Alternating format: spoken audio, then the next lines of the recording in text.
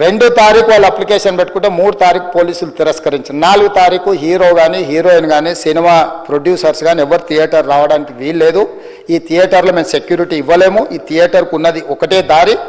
ఈ దారిలో ఇంతమంది వేలాది మంది అభిమానులు వచ్చినప్పుడు మేము కంట్రోల్ చేయలేము, వద్దు అని తిరస్కరించారు. తిరస్కరించిన తర్వాత కూడా 4 తారీఖు 9:30 ప్రాంతంలో హీరో రావడం జరిగింది. రావడం కారులో వచ్చి థియేటర్లో పోయి సినిమా తీసి మళ్ళీ కారులో వెళ్ళిపోతే పెద్దగా ఇంత ఇబ్బంది జరుగుతుండేనేమో లేదో నాకు తెలియదు.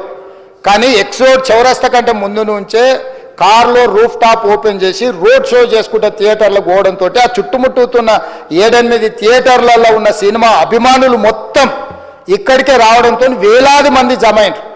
ఆ గేట్ ఒక్కసారి హీరో కారు లోపలికి పంపించడానికి ఆ ఉన్న గేటు తెరవడంతో వేలాది మంది ఒక్కటేసారి ఉప్పెనలాకి వచ్చారు.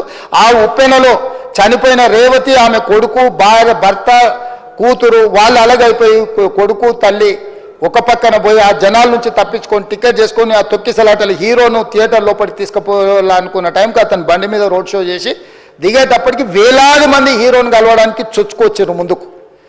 కౌన్సిలర్లు అందరు మీదికి వచ్చే అందరు అభిమానులను విపరీతంగా అడ్డంగా ఎట్లా పడితే అట్లా తోయడంతో అటు నుంచి అభిమానులు హీరోని చూడాలి, కలవాలని ఒకవైపు నుంచి వాళ్ళని హీరో దగ్గరికే రానియొద్దని ఆయన ప్రైవేట్ సెక్యూరిటీ వెనక్కి నెట్టడం వల్ల ఈ తొక్కిసలాటలో హీరో థియేటర్కి వెళ్ళి లోపలికి వెళ్ళి చూసినాక పోలీసులు ఈ మొత్తం క్రౌడ్ని, ఈ మొత్తం అక్కడ ఉన్న జమైన జనాలను అందరిని కూడా తీస్తే ఒక తల్లి కొడుకు అక్కడ శవాలుగా పడి ఉన్నారు. ఆ తల్లి అంత తొక్కిసలాటలు కూడా నేను ఆ వీడియో చూసిన ఆ తల్లి లోపలికి వచ్చినప్పుడు కొడుకు చేయి పట్టుకొని ఎంత జాగ్రత్తగా కొడుకుని తీసుకొని వస్తుందో ఆ తల్లి ప్రేమ ఎట్లుంటుందో అక్కడ నాకు చూసి నాకు అర్థమైంది. ఆ శవాలుగా మారిన తల్లి కొడుకు చెయ్యి ఇడవలే అధ్యక్ష, అట్లే చెయ్యి బిగ్గర పట్టుకొని పోలీసు వెళ్ళి చూస్తే ఆ తల్లి, ఆ పిల్లగాడు, ఆ తల్లి ఆ చెయ్యి వదలకుంటే కన్నబిడ్డను పట్టుకుని తల్లి చచ్చిపోయింది అధ్యక్ష. అట్లాంటి సిచ్యువేషన్లో పోలీసులు తల్లిని కొడుకుని హాస్పిటల్కి అక్కడ ఫస్ట్ ఎయిడ్ ట్రీట్మెంట్ చేసిండ్రు.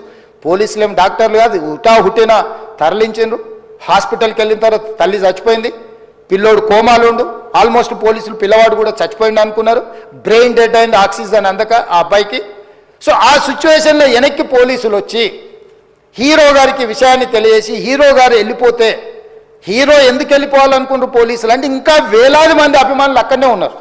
హీరో గారు థియేటర్లో కూర్చొని ఉండడం వల్ల, సినీ ప్రముఖులు ఉండడం వల్ల ఈ బయట జమైన వేలాది మంది అభిమానులు అక్కడ నుంచి పోకుండా అక్కడనే ఉండడంగా థియేటర్ లోపల కూడా బాల్కనీలో, టాప్ బాల్కనీలో హీరో కూర్చుంటే కింద నేల కింది నుంచి పై వరకు వెనక్కి తొక్కుట పైకెక్కి హీరోకి చేతులు కలపాలని కోతులు ఎగబడ్డట్టు, కోట మీదకి కోతులు ఎగబడ్డట్టు ఉల్టా పైకి తొక్కిసలాట జరిగింది అధ్యక్ష.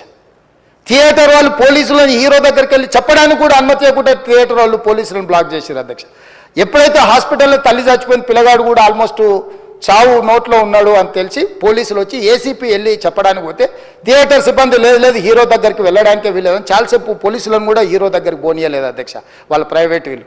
చివరికి ఏసీపీ కోపం వచ్చేసి మిమ్మల్ని అందరిని తీసి లోపల వేయాల్సి వస్తా అని చెప్పిపోయి హీరోకు ఏసీపీ క్లియర్గా ఇద్దరు చనిపోయినరు, మీరు ఇక్కడ కూర్చుంటే థియేటర్లోనగా థియేటర్ బయట ఉన్న వేలాది మంది ఈ సినీ అభిమానులను మేము కంట్రోల్ చేయలేకపోతున్నాం, లా అండ్ ఆర్డరు శాంతి భద్రతలు చేయి దాటిపోయినాయి, మేము లాఠీ చార్జ్ చేయాల్సిన పరిస్థితి ఉంది, మీరు దయచేసి వెళ్ళిపోండి, వచ్చిండ్రు చూసిండ్రు కదా వెళ్ళిపోండి అంటే లేదు నేను సినిమా అయిపోయే వరకు ఇట్లే కూర్చుంటానని పోలీసులతో చెప్పిండని సిటీ కమిషనర్ నాకు చెప్పడం జరిగింది అధ్యక్ష.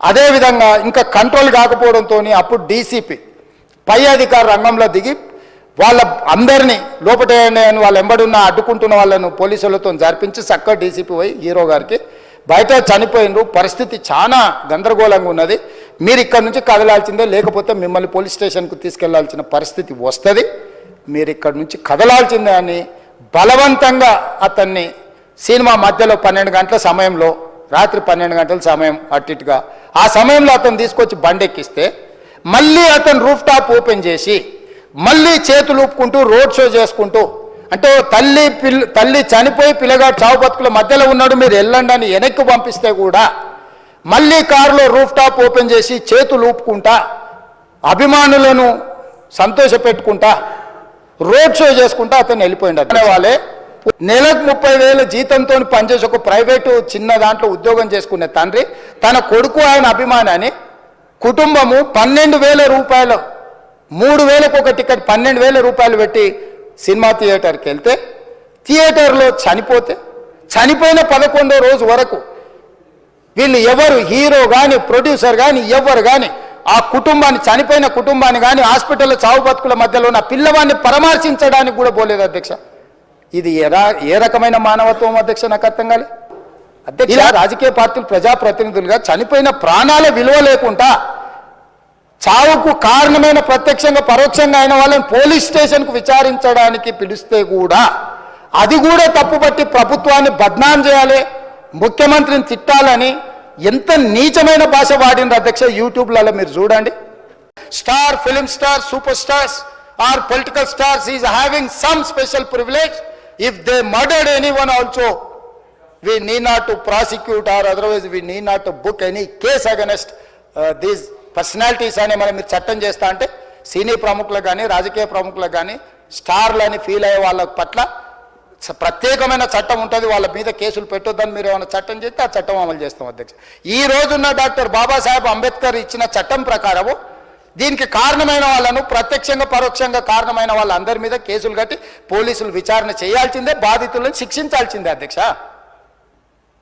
సో ఈరోజు ఆ కుటుంబాన్ని ఆదుకోవడానికి ఈరోజు కూడా ఆర్థికపరమైన విషయాల్లో కానీ దీంట్లో కానీ వాళ్ళు ఎవరు పెద్దగా ఆసక్తి, కనీసం సినిమా వాళ్ళు ఒక్కరోజు అతను పొయ్యి వస్తే సినీ ప్రముఖులందరూ అతని ఇంటికి వెళ్ళి అతనికి మొత్తం ఏదో కాళ్ళు చేతులు యాక్సిడెంట్లో పోయినట్టు కన్నీళ్లు గారుస్తారు. ఈ సినీ ప్రముఖులు ఒక్కరైనా హాస్పిటల్కి పోయినరా అధ్యక్ష? నేను సూటిగా తమ ద్వారా సినీ ప్రముఖులను నేను అడుగుతున్నా అధ్యక్ష. తల్లి చనిపోయి 9 సంవత్సరాల పిల్లగాడు బ్రెయిన్ డెడ్ అయ్యి ఆక్సిజన్ అందక 20 రోజుల నుంచి హాస్పిటల్లో కోమాలో ఉంటే ఈ సినీ ప్రముఖులు ఒక్క రోజు కోసం పోలీస్ స్టేషన్ పోయిన ఇంటికాడ క్యూ కట్టి ప్రభుత్వాన్ని తిడుతున్నారు, నన్ను తిడుతున్నారు, అతన్ని పరామర్శిస్తున్నారు. ఏమైంది అధ్యక్ష? అతను కాలు పోయిందా, కన్ను పోయిందా, చేయి పోయిందా, ఏమైనా కిడ్నీలు దెబ్బతిన్నా, ఏమైంది? అతన్ని ఇంతమంది సినీ ప్రముఖులు పరామర్శించారు, కలిసిండ్రు, అభినందించారు. కానీ ఆ పిల్లగాన్ని కనీసమన్నా పరామర్శించడానికి సినీ ప్రముఖులు ముందుకు రాలేదంటే సినిమా